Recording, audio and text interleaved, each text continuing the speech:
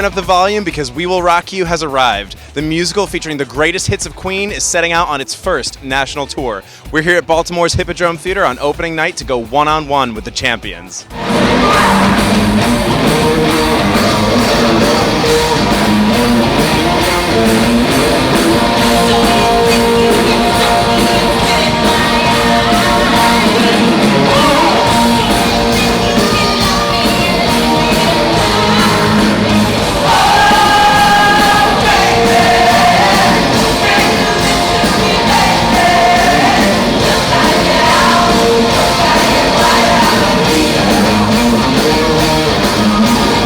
Opening night of the national tour. How do you feel? We made it. So exciting. I almost said a bad word. An incredible, incredible experience. I am so pumped. The audience was insane tonight.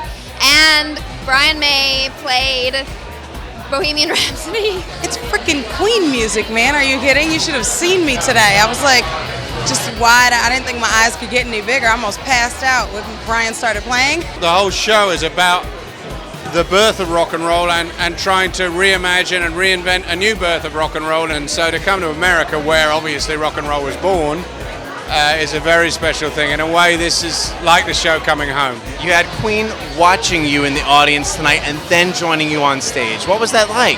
Surreal. You just don't get that opportunity in your life.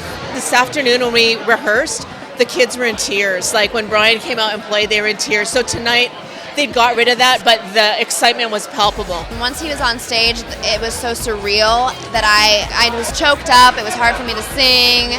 I was like, I could die today and be fine. Obviously, you've given it your blessing. What is it like to hear other people sing your songs? I love it. I love to hear people do their own interpretation because the songs should not be a fossil. Queen songs are open and they become richer by the input of new artists. These people are not put in a straitjacket. Basically, it's like, you do your thing, let's see what you do as an artist. What makes We Will Rock You different from other Jukebox musicals? I think it actually is the spirit of rock and roll because it's Queen's music.